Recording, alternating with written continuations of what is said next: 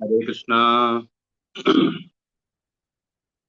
శ్రీశైలేశదయాపాత్రం దీభక్త్యాదిగుణార్ణవం యతీంద్రప్రవణం వందే రమ్యజామాతరం మునిం. కాశ్యపాన్వయ సంజాతం నారాయణపదాశ్రితం శ్రీమన్నారాయణం వందే యతీశ్వర శ్రియాజుషం. ఓం అస్మద్గురుభ్యో నమః. నీలాతుంగస్తనగిరితటీ సుప్తముద్బోధ్య కృష్ణం పారార్జ్యం స్వం శృతిశతశిరసిద్ధమధ్యాపయంతి స్వోచ్ఛిష్టాయాం స్రజ నిగళితం యా బలాత్కృత్య భుంక్తే గోదా తస్యై నమ ఇదమిదం భూయ ఏవాస్తు భూయః. ఆండాళ్ తిరువడిగళే శరణం. హరే కృష్ణ. ప్రియ భగవద్బంధువులారా, ఈరోజు మనం తిరుప్పావై పాసురాల్లో 14వ రోజుకి చేరుకున్నాం. మనం రెగ్యులర్గా ఫాలో అవుతున్నట్లయితే మొదటి 5 పాసురాల్లో మనం వ్రతాన్ని ఎలా చేయాలి, దాని ఫలితాలు ఏమిటి, మనం చేయకూడనివి ఏమిటి, చేయవలసినవి ఏమిటి అని చెప్పేసి అమ్మ మనకి చెప్పింది. ఆ తర్వాత 6వ పాసురం నుంచి 15 దాకా 10 మంది భగవద్ విషయంలో నిష్ణాతులైనటువంటి గోపికలను, అలాగే వాళ్ళ రూపంలో ఉన్న ఆళ్వార్లను నిద్ర లేపడానికి అమ్మవారు బయలుదేరారు తన యొక్క చెలికత్తెలందరితో కలుసుకొని. ఈరోజు ఇప్పటిదాకా 8 మందిని నిద్ర లేపడం జరుగుతుంది. ఈరోజు 9వ గోపికని ఆమె నిద్ర లేపాలని బయలుదేరారు తమ యొక్క చెలికాండ్లందరితో కలుసుకొని. గోదాదేవికి ఇంత విష్ణు భక్తి ఎలా వచ్చింది అసలు అనేది కనుక మనం గమనించినట్లయితే, యాక్చువల్గా ఆమె అష్టోత్తరంలో ఒక నామం కూడా వస్తుంది, విష్ణు గుణకీర్తన లోలుపాయ. అంటే విష్ణువుని పొగట్టంలో, కీర్తించడంలో ఆమె చాలా శ్రద్ధ తీసుకుంటారు అని. మనకి 16వ శతాబ్దంలో శ్రీకృష్ణదేవరాయలు అనే ఒక మహారాజు ఉండేవారు, మీ అందరికీ తెలిసే ఉంటుంది. ఆయన కన్నడ, తెలుగు వీటన్నిటికి కూడా చాలా ప్రాముఖ్యత ఇచ్చి ఆయన అన్ని నేర్చుకొని ఆయన ఆస్థానంలో 8 మంది కవులను పెట్టుకొని చేస్తూ ఉండేవారు. ఆయన ఒకసారి శ్రీకాకుళాంధ్ర మహావిష్ణు గుడికి వచ్చినప్పుడు, శ్రీకాకుళం అంటే మనకి విజయవాడ దగ్గర ఉంటుంది, కృష్ణా జిల్లాలో. వచ్చినప్పుడు ఆయనకి ఆ విష్ణు కల్లో కనపడి, ఏమయ్యా నువ్వు ఏదైనా మంచి కావ్యం రాయొచ్చు కదా అని చెప్పారట. ఆయన బాగా ఆలోచించి ఆయన ఒక కావ్యాన్ని రాశారు. అక్కడే ఆ స్వామికి అంకితం కూడా ఇచ్చారు. దాని పేరే ఆముక్త మాల్యద. ఈ ఆముక్త మాల్యద అనే ఈ కావ్యంలో ఆయన కీర్తిస్తూ ఆయన చెప్తారు, విష్ణు చిత్తుల వారి గురించి మహావైభవంగా చెప్తారు. ఆయన అంటారు, ఈ బ్రాహ్మణుడు ఈ వేదాంగాలు నేర్చుకున్నటువంటి విష్ణు చిత్తుల వారి ఇంట్లో ఎప్పుడు కూడా విష్ణు కీర్తనలు వినిపిస్తూ ఉంటాయట. ఏ టైంలో వెళ్ళినా కూడా, రాత్రి కావచ్చు, పగలు కావచ్చు, ఎప్పుడు వెళ్ళినా కూడా. అలాంటి విష్ణు చిత్తుల వారింట్లో అదే కాకుండా అన్నదానం నిరంతరంగా జరుగుతూ ఉంటుందట వచ్చిన వాళ్ళందరికీ కూడా. అలాంటి గొప్ప దాత, గొప్ప విష్ణు భక్తుడు అయినటువంటి విష్ణు చిత్తుల వారింట్లో మన గోదాదేవి ఉద్భవించింది. పుట్టిందంటానికి లేదు, ఆవిడ అక్కడ అవతరించింది. అందువలన ఆమెకి చిన్నప్పటి నుంచి విష్ణువు యొక్క మహిమలు, విష్ణువు యొక్క కీర్తనలే ఆమెకి ఎప్పుడు కనపడుతూ ఉండేవన్నమాట. దానివల్లనే ఆమె విష్ణువుని వరించాలి, ఆయన్ని వివాహం చేసుకోవాలనేటువంటి ఒక దృఢ సంకల్పంతో ఉంటూ ఉండేది. అందువలన ఆమె విష్ణువుని చేరడానికి 30 మెట్లులాగా మనకి 30 పాసురాలు మనకి అనుగ్రహించారు. ఇవాళ 14వ పాసురంలోకి మనం ప్రవేశించాం. ఈ 14వ పాసురాన్ని ఒకసారి మనం చదువుకొని తరువాత దాని గురించిన వివరాలు తెలుసుకోవడానికి ప్రయత్నం చేద్దాం. உங்கள் புழைக்கடை தோட்டத்து வாவியுள் செங்கல் நீர்வாய் நெகிழிந்து ஆம்பல்வாய் கூம்பினகான் செங்கல் பொடிக்கூரை வெண்பல் தவத்தவர் தங்கள் திருக்கோயில் செங்கிடுவான் போகின்றார். எங்களை முன்னம் எழுப்புவான் வாய் பேசும். நங்காய் எழுந்திராய் நாணாதாய் நாவுடையாய்.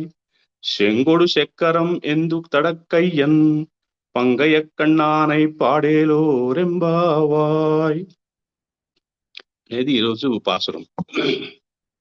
ఈ పాసురంలో 9వ గోపికను లేవటానికని చెప్పేసి ఆవిడ ఇంటి దగ్గరికి వీళ్ళందరూ వచ్చారనమాట. ఇప్పటిదాకా 6 నుంచి 13 దాకా కూడా గోదాదేవి తెల్లవారినటువంటి గుర్తులు ఏమిటి ఉన్నాయని చెప్పుకుంటూ ఒకటొకటే మెల్లిమెల్లిగా మనకి ఉదయం 4 గంటల నుంచి ప్రారంభమై మెల్లిగా టైం పాస్ అయ్యే కొద్ది ఏమేం జరుగుతాయి అనేటువంటి కొన్ని మార్పులను కూడా ఆవిడ చెప్తూ వస్తూ ఉన్నారు. ఇక ఇక్కడికి వచ్చేటప్పటికీ చాలా అద్భుతంగా కొన్ని విషయాలను ఆవిడ చెప్తూ ఉన్నారు. మనకి ముఖ్యంగా చూసినట్లయితే 3 విషయాలు మనం తెలుసుకోవాల్సిన విషయం ఉంటుందన్నమాట. ఏమిటంటే, ఒకటి ప్రత్యక్షం అనేది, ఒకటి అనుమానం అనేది, ఇంకోటి శబ్దం అనేది. వీటి ద్వారా ఈ 3 ప్రక్రియల ద్వారా మనకి జరుగుతున్న విషయాలు తెలుసుకోవడానికి అవకాశం వస్తుంది.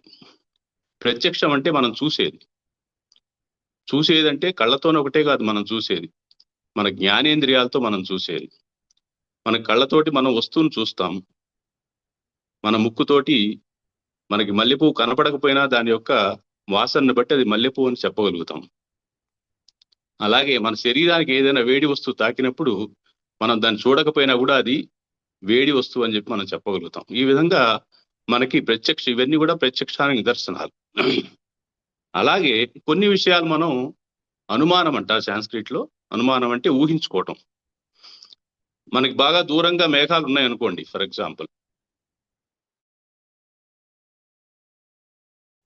ఎక్కడ పడుతుందో మనం చెప్పలేము, కానీ వాన పడుతుంది అనేటువంటి ఒక నిర్ణయానికి వస్తాం. ఎండ మనకి కనిపించింది అనుకోండి, సూర్యుడు ఉన్నాడు అంటాం. పక్క ఊళ్ళో కూడా సూర్యుడు ఉన్నాడనే చెప్తాం, కానీ మనం అక్కడికి వెళ్ళి చూడం కదా. దీన్ని అనుమానం, మనం ఊహించుకునే దాన్ని బట్టి ఉంటుంది. తర్వాత 3వది శబ్దం. శబ్దాన్ని మనం విన్నప్పుడు దాని నుండి మనకి అది ఏమిటో తెలుస్తుంది అనమాట, దాన్ని గ్రహిస్తాం. ఈ విధంగా 3 ప్రక్రియల్లో మనకి ఒక విషయం గురించిన విషయాలు తెలుస్తూ ఉంటాయి. ఈ రోజు పాసురంలో గోదా గోపిక అదే విషయాన్ని మనకి చెప్తూ ఉన్నారు. ఆవిడ ఏమంటున్నారు, ఏమమ్మా మీ ఇంటికి వచ్చాం, మీ ఇంటి బయట నించొని ఉన్నాం. మీది చాలా పెద్ద ఇల్లు, పెద్ద భవనం, బాగుంది. మీ ముందు తోట ఉంది, వెనకాల ఇంట్లో తోట ఉంది. నువ్వు హాయిగా పడుకొని నిద్రపోతున్నావు. నువ్వేమో మాకు ముందుగానే నువ్వు చాలా తొందరగా మాకన్నా ముందు లేచి మమ్మల్ని అందరినీ లేపుతానని మాకు నిన్న ప్రామిస్ చేశావు. కానీ ఇప్పుడు చూస్తేనేమో నువ్వు ఇంకా నిద్రపోతూనే ఉన్నావు. ఎందుకు? ఇప్పుడు ఆల్రెడీ నీకు తెల్లవారిందని చెప్పడానికి మేము వచ్చాం. నిన్ను తీసుకొని మేము కృష్ణ దర్శనానికి వెళ్ళాలని మా ప్రయత్నం అని చెప్పేసి తెల్లవారిందంటానికి ఆవిడ గుర్తులు చెప్తున్నారు. అమ్మ, ఎర్ర కలువలు వికసిస్తున్నాయి, నల్ల కలువలు ముడుచుకొని పోతున్నాయి అని చెప్పారు. ఎర్ర కలువలు వికసించడం ఎప్పుడు వికసిస్తాయి? సూర్యుడిని చూసినప్పుడు ఆనందం. అది ప్రకృతిలో జరిగేటువంటి సహజమైనటువంటి ఒక ప్రక్రియ. ఎన్నో విషయాలు ప్రకృతిలో జరుగుతూ ఉంటాయి. దాన్ని బట్టి మనం ఎన్నో విషయాలు మనం తెలుసుకుంటూ ఉంటాం. ఇంకా కొంచెం క్లారిటీగా చెప్పాలంటే మనకి ఒకసారి మన కిష్కింధ కాండ కనుక చూస్తే రామాయణంలో రాముల వారు వాలిని వధించిన తరువాత సుగ్రీవుణ్ణి మహారాజుని చేస్తారు అక్కడ కిష్కింధకి చేసి. అప్పుడు ఆ టైం వచ్చేటప్పటికి వానాకాలం ముందుకు వస్తుంది. ఈ వానాకాలంలో అందరూ వెళ్ళి సీతాదేవిని వెతకడం కష్టం అని చెప్పేసి ఆయనే చెప్తారు సుగ్రీవుడికి, నాయనా, ఇన్నాళ్ళు నువ్వు ఇక్కడెక్కడో కొండల్లో తలదాచుకొని ఉన్నావు.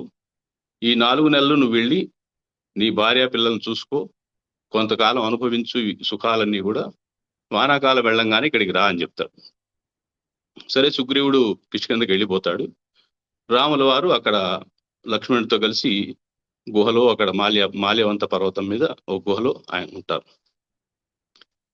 వానాకాలం విపరీతంగా పెరుగుతుంది. మనం కనుక చదివితే ఎంతో వాల్మీకి మహర్షి చాలా అద్భుతంగా వివరిస్తారు వానాకాలాన్ని. అసలు ఎన్ని మేఘాలు వస్తున్నాయి, ఎంత ఇది వస్తున్నది, వెలుతురే లేదు, ఎక్కడ చూసినా నీళ్లే అని చెప్పేసి ఆయన నదులన్నీ పొంగినాయి, చాలా విశేషాలు చెప్తారు ఆయన, చదవాల్సిన విషయం. అయితే అక్కడ వాళ్ళకి తెల్లవారిందో పొద్దుగుకిందో ఎలా తెలుస్తుంది అనేది ఒక సమస్య. వాళ్ళేమో గుహలో ఉన్నారు, వాళ్ళకి పొద్దునే లేచి వాళ్ళ నిత్య కృత్యాలు తీర్చుకోవాలంటే తెల్లవారిందా లేదా ఎలా తెలుస్తుంది వాళ్ళకి? అప్పుడేమో గడియారాలు లేవు కదా మనకున్నట్లుగా, అలారంలు కూడా లేవు. అందుకని చెప్పేసి వాళ్ళు ప్రకృతి మీద ఆధారపడి ఉన్నారు. అప్పుడు పొద్దునే మనకి నచ్చినా నచ్చకపోయినా, మనం లేచినా లేవకపోయినా 4 గంటల నుంచి పక్షుల కిలకిలలు మనకు కనబడుతూనే ఉంటాయి. అంటే అవి ఎప్పుడు కూడా ఆ టైం అని అలారం పెట్టుకోవు, ఏమీ లేవు. లేచి వెళ్ళి వాళ్ళ పనులు వాళ్ళు చేసుకుంటూ ఉంటాయి. అదే విధంగా ఆహారం సంపాదించుకోవడానికి ఇవన్నీ కూడా మనకి ఆరోపాసన నుంచి అమ్మ చెప్తూ వస్తూ ఉంటుంది. ఇవన్నీ మీరు గమనించినట్లయితే. సో ఈ మార్పులన్నీ కూడా ప్రకృతిలో సహజంగా వచ్చేవి. ఈ సహజంగా వచ్చే మార్పుల్ని బట్టి మనం ఏం జరుగుతున్నదనే విషయాన్ని తెలుసుకునే అవకాశం ఉంటుంది అని మనకి ఆ రాముల వారు కూడా ఈ విధంగానే తెలుసుకొని ఆ 4 నెలలు అయిన తర్వాత సుగ్రీవుని పిలవటం, సరే వాళ్ళు సీతాదేవిని అన్వేషించడం జరుగుతుంది అన్నమాట. ఇక్కడ కూడా ఆవిడకి లోపల పడుకున్న గోపికకి చెప్తున్నారు, అమ్మా నల్ల కలువలు ముడుచుకుంటున్నాయి అంటే సూర్యుడు వచ్చాడు, ఎర్ర కలువలు వికసించినాయి అంటే సూర్యుడు వచ్చాడు, సూర్యుడిని చూస్తే ఎర్ర కలువలు వికసించుకుంటాయని తెలుసు కదా నీకు, అందువల్ల దయచేసి మేలుకోమ్మా అని చెప్పారు. అప్పుడు ఆ గోపిక, అదేమిటి ఎర్ర కలువలు ఎక్కడ మాకేం తెలుసు, మా ఇంట్లో ఎక్కడున్నాయి, మీరు ఎక్కడన్నా బయట చూశారేమో, అవి బహుశా అవి సరిగా ఉండి ఉండవు, అందువల్ల ఇంకా తెల్లవారలేదని ఆమె చెప్తుంది. లేదమ్మా మేము ఇక్కడి నుంచి చూస్తున్నాము బయట నుంచి, మీ పెరటి తోటలోనే ఒక బావి ఉంది, దిగుడు బావి, ఆ దిగుడు బావిలోనే ఉన్నటువంటి ఎర్ర కలువలు వికసించాయి అని చెప్తున్నారు. అంటే దిగుడు బావిలో అంటే దిగుడు బావి లోతుగా ఉంటుంది కదండి, అక్కడ ఎర్ర కలువలు ఎలా వికసిస్తాయి? సూర్యకిరణాలు పడితేనే కదా వికసించేది అవి. అంటే అప్పుడు ప్రకృతి సహజంగా ఆ టైం అయిపోగానే వికసిస్తాయని చెప్పేసి చెప్తూ ఉన్నారనమాట. అది కాకుండా కొంచెం సూర్యుడు కూడా పైకి వచ్చాడనేటువంటి ఒక అర్థాన్ని మనం ఇక్కడ గమనించవచ్చు. ఆ విధంగా ఆవిడ చెప్పినా కూడా ఆవిడ వినదు. లేదు మీరు చెప్పేది నాకు నమ్మకం లేదు, మీరు కరెక్ట్ గా చెప్పట్లేదు అని చెప్పి ఆవిడ అటు తిరిగి పడుకుంటే, అప్పుడు మళ్ళీ చెప్తున్నారు, అది కాదమ్మా, మాకు ఇక్కడ కొంతమంది కాషాయాంబరధారులు కుంచుకోలను పట్టుకొని వాళ్ళు గుడికి వెళ్ళి పూజలు చేయడానికి అని చెప్పి ప్రిపేర్ అవుతున్నారు. వాళ్ళు వెళుతున్న శబ్దాలు మాకు వినిపిస్తున్నాయి, మేము వాళ్ళని ప్రత్యక్షంగా చూస్తున్నాం, వాళ్ళు వెళ్తున్నారు గుడికి. సో అందువల్ల వాళ్ళు కూడా పొద్దున్న తెల్లవారితే కానీ అర్చన చేయడానికి వెళ్ళరు, అందువల్ల అది మరొక సంకేతం అమ్మా, తెల్లవారింది లే అని చెప్తున్నారు. వాళ్ళని వర్ణిస్తూ గోదాదేవి అంటుంది, వాళ్ళు కాషాయ అంబరదారులుగా ఉన్నారని, వాళ్ళ పలువరుస చాలా తెల్లగా ఉందని చెప్తున్నారు. పలువరుస తెల్లగా ఉండటానికి వాళ్ళు ఏమి చేస్తున్నారు అనేది ఒక విషయాన్ని మనం గమనించినట్లయితే, ముఖ్యంగా మానవుడు అనేవాడికి 2 విషయాల్లో చాలా శ్రద్ధ అవసరం ఉంటుంది. 1 వాక్శుద్ధి, 2 ఆహార శుద్ధి. మన వాళ్ళు ఒక ఇది కూడా చెప్తూ ఉంటారు, నోరు మంచిదైతే ఊరు మంచిదే ఎప్పుడు అని చెప్తూ ఉంటారు. అంటే వాక్శుద్ధి, మనం మాట్లాడే మాటని మనం కరెక్ట్ గా ఎవరిని నొప్పించకుండా చక్కగా మాట్లాడినట్లయితే మనకి ఎటువంటి అపాయం జరగదు ఎక్కడికి పోయినా. అంతేకాకుండా మనకు భగవంతుడు ఇచ్చినటువంటి ఈ వాక్కుని భగవంతుడికే అర్పించి ఆయన నామాన్ని మనం కీర్తిస్తున్నట్లయితే మనకి ఎంతో ప్రశాంతత, ఎంతో ఆహ్లాదకరమైనటువంటి ఒక ఆరోగ్యము సమకూరే అవకాశం ఉంటుంది. 2వది ఆహార శుద్ధి.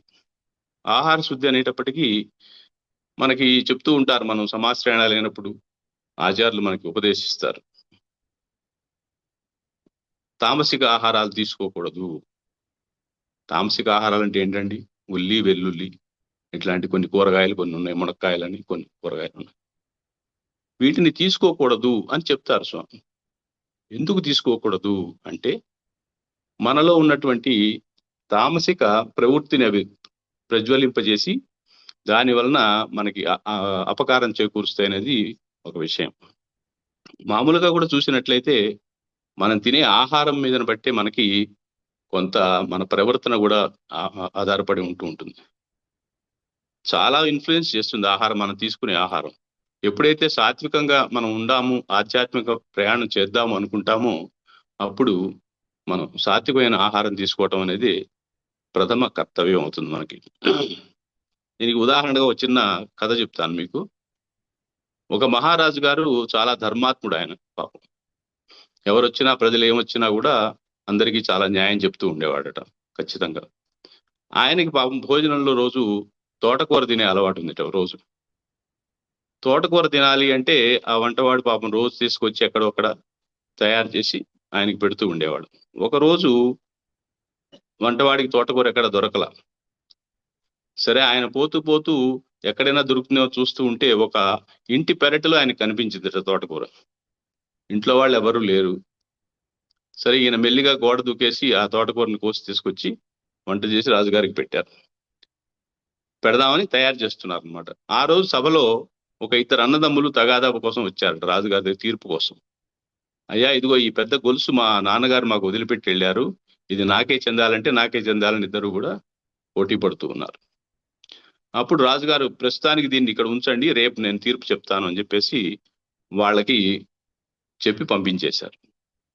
సరే ఆయన భోజనానికి వెళ్ళారు, చక్కగా భోజనం చేశారు, పడుకున్నారు. పొద్దున్నే వచ్చారు, మళ్ళా సభకు వచ్చారు. వీళ్ళిద్దరు అన్నదమ్ములు రాగానే ఆయన చెప్పాట రాజుగారు, ఇది మీది కాదు, ఇది ప్రభువుకే చెందుతుంది, నాకే ఇచ్చేయండి అన్నట్ట.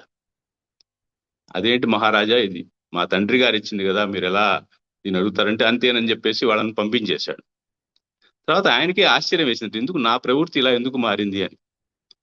అప్పుడు అనుకుంటే ఆయన చూసుకునేటప్పటికీ అది దొంగిలించబడిన వస్తువు ఆయన భుజించి ఉన్నాడు. సో అందువల్ల ఆ దొంగిలించిన వస్తువు ఎప్పుడైతే ఆయన భుజించాడో ఆయనలో కూడా దొంగిలించాలనేటువంటి మనస్తత్వం వచ్చిందని చిన్న కథ చెప్తూ ఉంటారు. అందువల్ల మనం ఎప్పుడు కూడా ఆనెస్ట్ గా ఉండాలి, వాక్కు సరిగా ఉండాలి. మనం తినే పదార్థాన్ని భగవంతుడికి నివేదించి ఎప్పుడు కూడా ప్రసాద రూపంలో స్వీకరించినట్లయితే మన అంతఃశుద్ధి బాగా ఉంటుందని చెప్తారు. సరే ఈవిడ మెల్లిగా నిద్ర లేవటానికి ఒప్పుకుంది పాపం చివరికి. అంటే ఇంకేం చేస్తుందామె, చెప్పారు కదా అన్ని ఇన్ని సిగ్నల్స్ చెప్పారు. చెప్పినప్పుడు వాళ్ళు ఇంకా ఏం చెప్తున్నారు ఆవిడకి,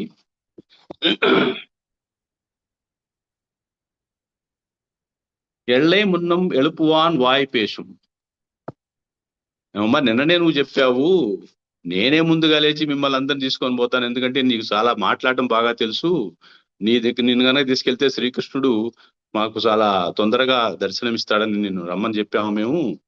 మరి నువ్వేమో ఈ విధంగా పడుకొని మేము మాకన్నా కూడా లేటుగా లేస్తున్నావు, కుదరదు.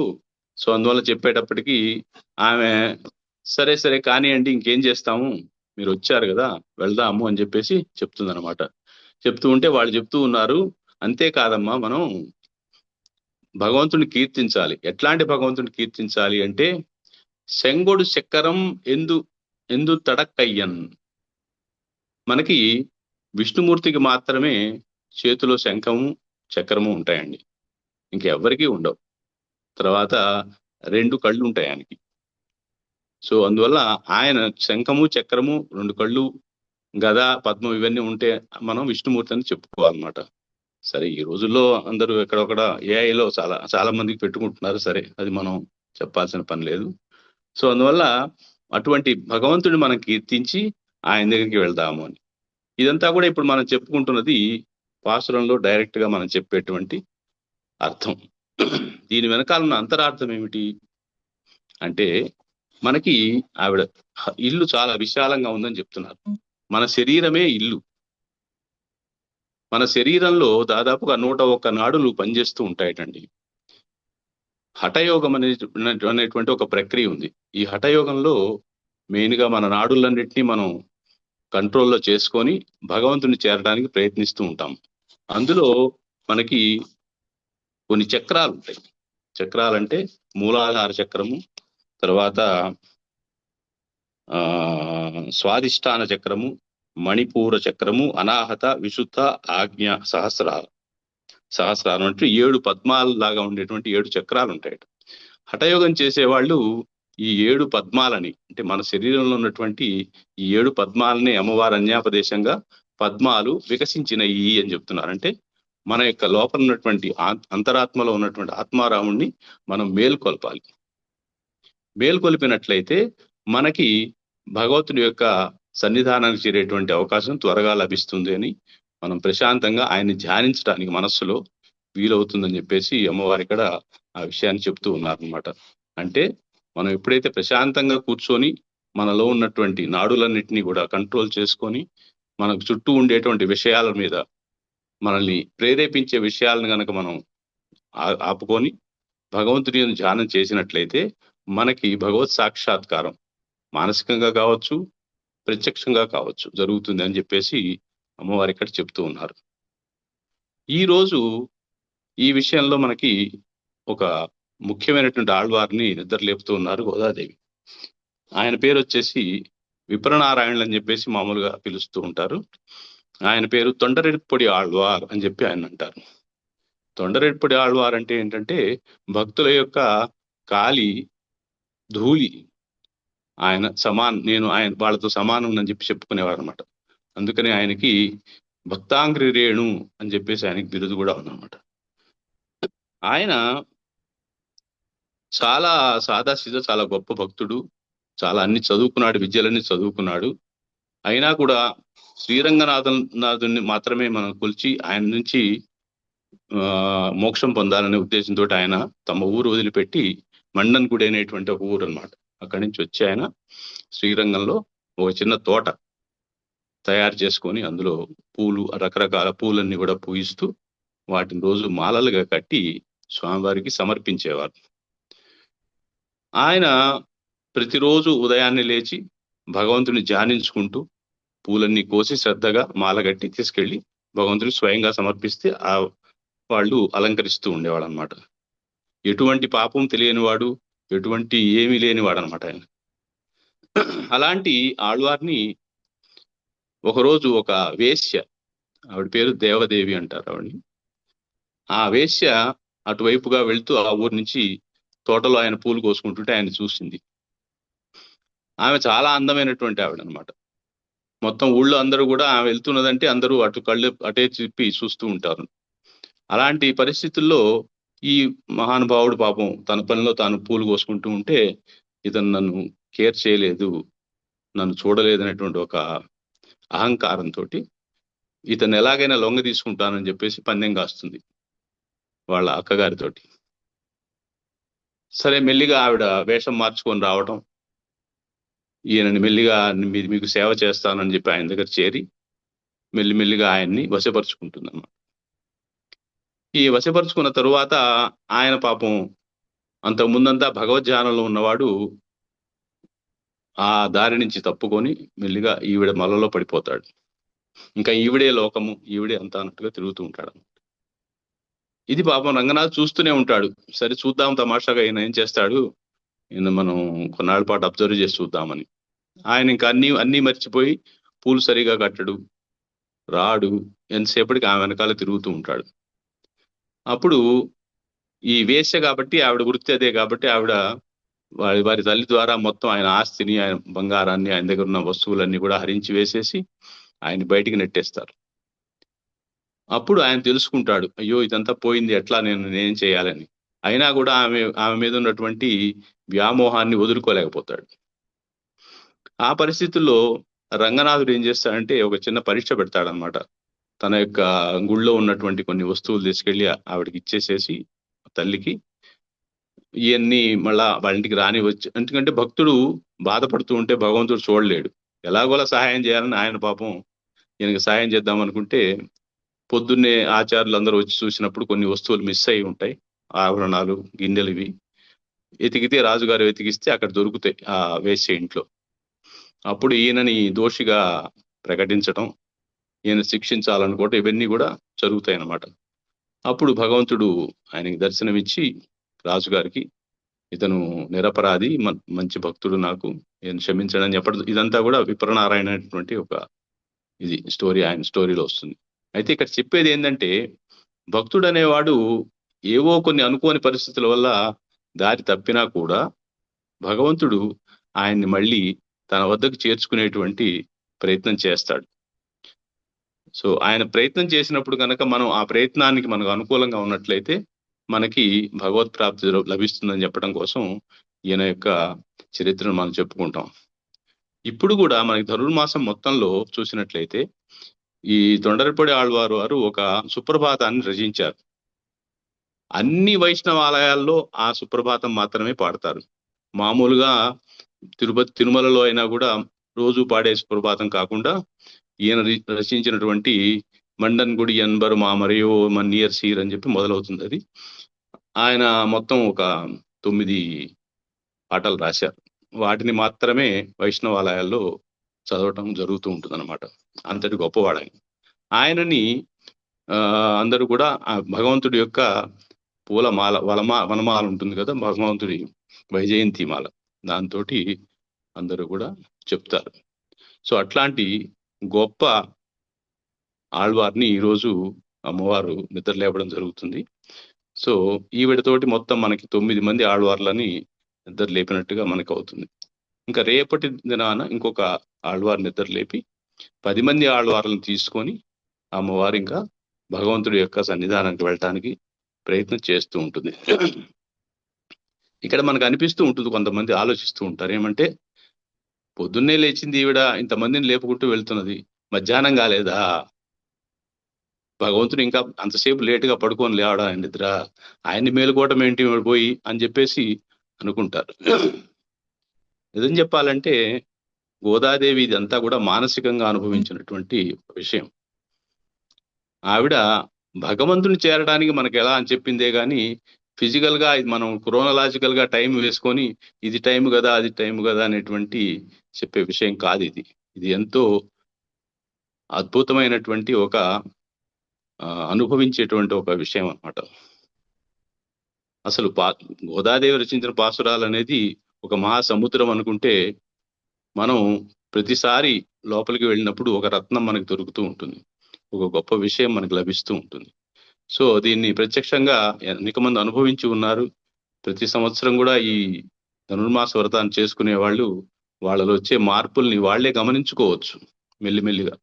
సో ఎందువల్లంటే అమ్మ ఒకసారి నేను ఈ వ్రతం చేస్తానని ఎవరన్నా ముందుకు వచ్చి ఉన్నట్లయితే వాళ్ళని ఎప్పుడు కూడా కనిపెట్టుకొని వాళ్ళని సరైన మార్గంలో తీసుకెళ్లేటువంటి ఒక గొప్ప మహిమ ఉన్నటువంటి తల్లి ఆండాళ్ తల్లి.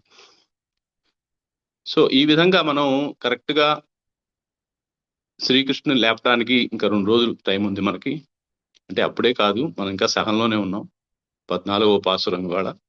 ఈ 14వ పాసురాన్ని ముగించిన తర్వాత రేపు 15, 16 నుంచి యాక్చువల్ గా ప్రాసెస్ మొదలవుతుంది మనకి.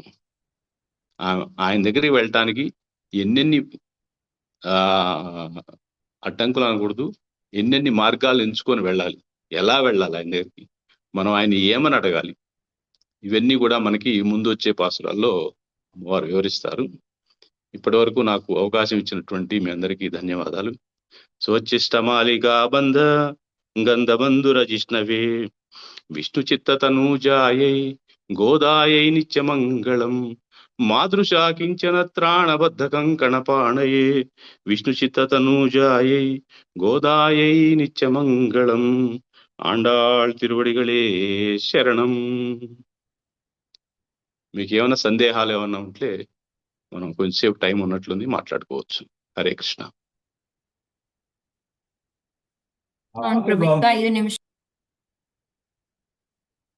ఇంకా 5 నిమిషాలు ఉంది ప్రభు, ఏమన్నా చెప్పండి. 5 నిమిషాలు ఇంకా టైం ఉందా మనకి? అవునండి ప్రభు.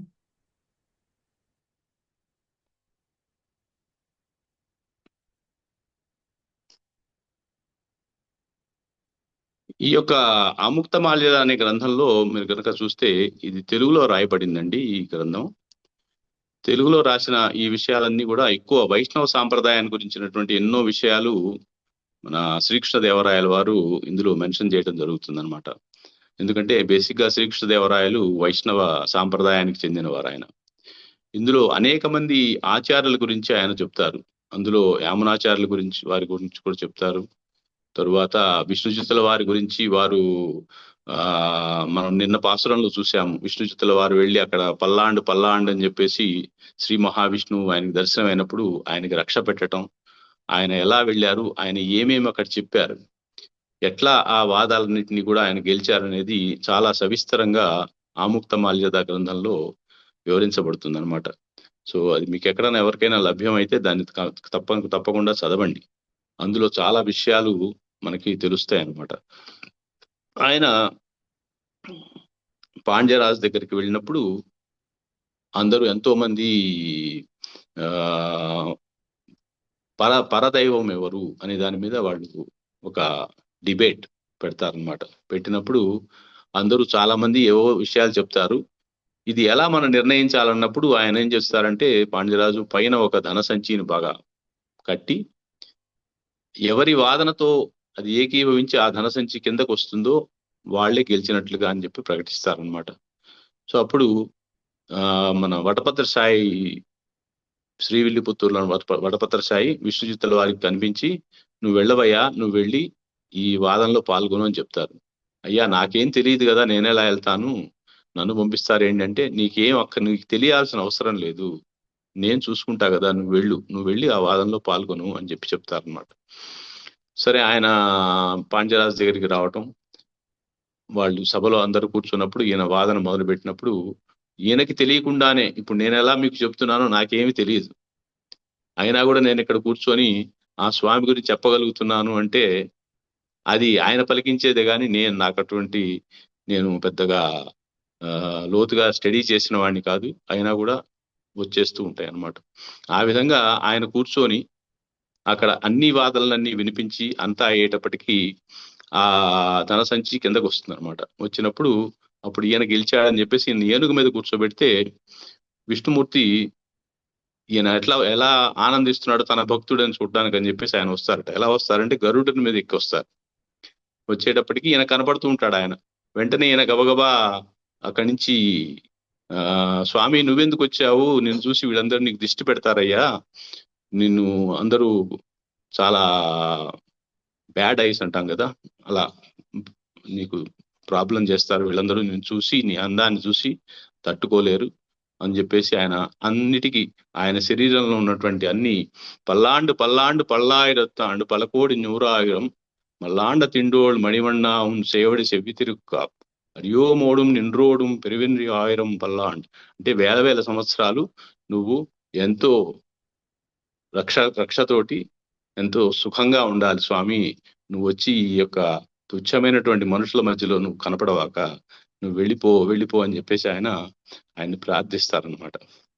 ఆ విధంగా ఎంతో భక్తి ప్రేమ ఆవేశం ఉంటే గాని భగవంతుడు నువ్వు వెళ్ళిపో అని చెప్పలేమండి. ఎందువల్లంటే ఆయనకి మన వల్ల ఏమైనా కష్టం కలుగుతుందేమో అనే ఉద్దేశంతో మనం అటువంటి భావంలోకి వచ్చినప్పుడే మనం పూర్తిగా పరిపక్వం చెందామని మనం చెప్పుకోవాలి మనకి మనం. అంతేగాని అన్ని నాకే కావాలి, నాకేమిస్తావు, నాకు ఇది ఇస్తావా అది ఇస్తావా, నాకు కారు కొని పెడతావా, లేకపోతే ఇట్లాంటివన్నీ కూడా మనం భగవంతుణ్ణి ఆశిస్తూ ఉంటే అది ప్రేమ కాదండి, అది స్వార్థం. సో అందువల్ల ఎప్పుడు కూడా భగవంతుణ్ణి మనం స్వామి అన్నీ ఇచ్చావు అని చెప్పేసి మనం కోరుకోవాలి, కానీ నాకేం కావాలో నువ్వే చూడాలని చెప్పాలి, కానీ నాకు ఇది కావాలి కానీ ఎప్పుడు కోరుకోకూడదు భగవంతుణ్ణి. అందువల్ల ఇటువంటి ఎంతో మంది ఆళ్వార్లు తమ యొక్క పూర్తి జీవితాన్ని భగవంతుడికి అంకితం చేసిన వాళ్ళు ఉన్నారు. 12 మంది ఆళ్వార్లు ఉన్నారు మొత్తం. అందులో మనకి 10 మందిని గోదా గోపిక ఇద్దరు లేపుతున్నారు, మిగిలిన 11 ఆవిడే, 12 ఆయన ఉన్నారు. సో వీళ్ళందరూ కూడా తిరుప్పాణాళ్వార్ అంటారు. రేపు ఆయన నిద్ర లేపుతారు రేపు.